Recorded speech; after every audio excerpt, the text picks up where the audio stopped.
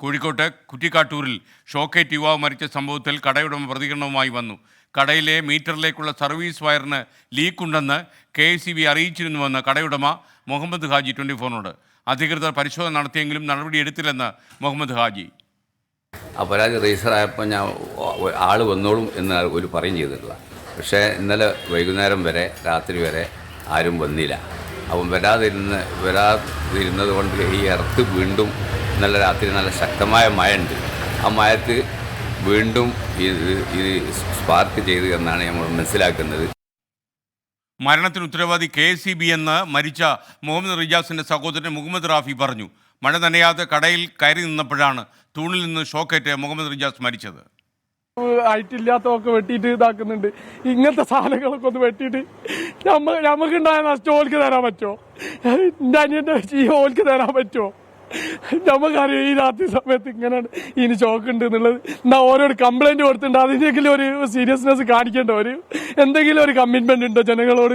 അവിടുന്ന് കെയറായിട്ട് ഓന അവിടെ ജസ്റ്റ് താങ്ങിയതാ, സപ്പോർട്ട് ചെയ്താ. അപ്പോൾ തന്നെ ഇക്കാക്ക ഷോക്ക് അടിക്കുന്നുണ്ട് എന്നാണ്. അപ്പൊ തന്നെ സെക്കൻഡ് കൊണ്ട് ഞാൻ ഈ ഒരു ഡിസ്റ്റൻസിൽ നിൽക്കുന്നുണ്ട്. സെക്കൻഡ് കൊണ്ട് ഞാൻ അവനെ പിടിക്കും. ഞാൻ എന്റെ ജീവൻ പോലും നോക്കാതെ അവനെ പിടിച്ചിട്ട് ഇതാക്കിയിട്ടുണ്ട്. എന്നിട്ട് എനിക്ക് അവനെ രക്ഷിക്കാൻ പറ്റിയിട്ടില്ല. എനിക്കും ഷോക്ക് അടിച്ചു.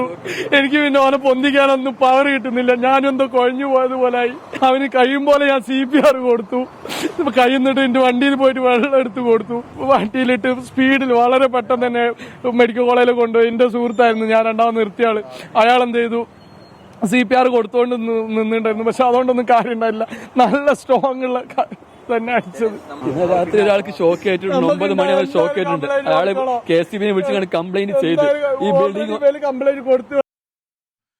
ഇപ്പോൾ ഒരു വാർത്ത വരുന്നു പ്രിയപ്പെട്ട പ്രേക്ഷകർ. Iranian president Ebrahim Raisi helicopter അപകടത്തിൽ കൊല്ലപ്പെട്ടു. വാർത്താ സ്ഥിരീകരണം ഒരു വാർത്താ ഏജൻസി നൽകിയിരിക്കുന്നു. അതിലേക്ക് നമ്മൾ വരാം. അതിനു മുമ്പ് രാഹുൽ സുരേഷ് കോഴിക്കോട് നിന്ന് ഈ റിജാസിന്റെ മരണവുമായി ബന്ധപ്പെട്ട കാര്യം പറഞ്ഞു. രാഹുൽ സുരേഷ്, സംക്ഷിപ്തമായി പറയൂ. SK, നമ്മൾ ഈ സംഭവം നടന്ന സ്ഥലത്താണ് ഉള്ളത്. ഈ ദൃശ്യങ്ങളിൽ കാണുന്ന പോലെ തന്നെ ആ പോസ്റ്റിൽ നിന്നുമാണ് ഇലക്ട്രിക് ലൈൻ ഈ കടയിലേക്ക് വലിച്ചിരുന്നത്.